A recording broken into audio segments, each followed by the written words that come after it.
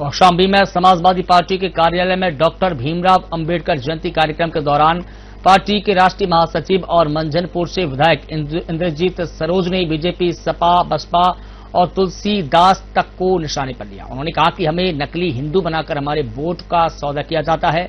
कुछ लोग सत्ता की गद्दी को लेकर हेलीकॉप्टर से घूमते हैं और राम का नारा लगाकर जनता को गुमराह करते हैं। इतना ही नहीं, उन्होंने तुलसीदास को भी लेकर विवादास्पद टिप्पणी की। बसपा सुप्रीमो मायावती पर निशाना साधते हुए सरोज बोली, उन्होंने समाज को बर्बाद कर दिया। मारत रहो, पीटत रहो, तभी तो रुकते रहते।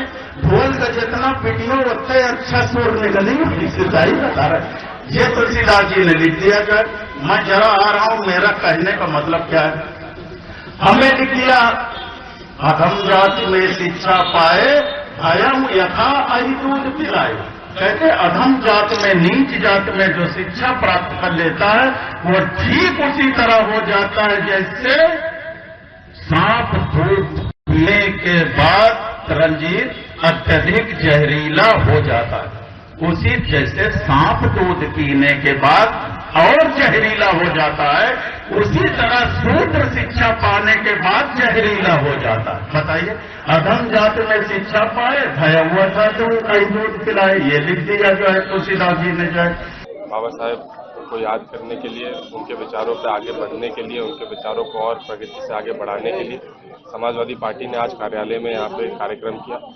और उत्तर प्रदेश के और देश के हर जिले में समाजवादी पार्टी जो पीडीए का नारा लेकर चल रही है, बाबा साहब के संविधान को बचाने का जो काम कर रही है, हर जिले स्तर पे उन्होंने कार्यक्रम करने का काम किया। और आज कौशाम्बी में हमारे लोगों ने, हमारे पार्टी के सब वरिष्ठ पदाधिकारी यहाँ पे थे, हम सब ने भी यहाँ पे कार्यक्रम करने का काम। सब लोग जानते हैं किस तरीके से इस भारत के सबसे बड़े पार्लियामेंट में उनके सबसे उच्च नेता ने किस तरीके से बाबा साहब के खिलाफ बात रखने का काम किया। और आए दिन पिछले साल जो चुनाव हुआ था तो पूरे देश भर में भारतीय जनता पार्टी के लोग किस तरीके से बाबा साहब के बनाए हुए संविधान को खुद खत्म करने की बात कर रहे थे, आरक्षण को खत्म करने की बात कर रहे थे। तो बहुजन समाज क्या, वो अपने समाज के भी नहीं है। आज ना नौकरी है, बेरोजगारी इतनी ज्यादा है, महंगाई इतनी ज्यादा है, तो बहुजन समाज के लोगों के लिए ना भारतीय जनता पार्टी खड़ी है, ना खुद के समाज के लिए, भारत के किसी नागरिक के लिए भारतीय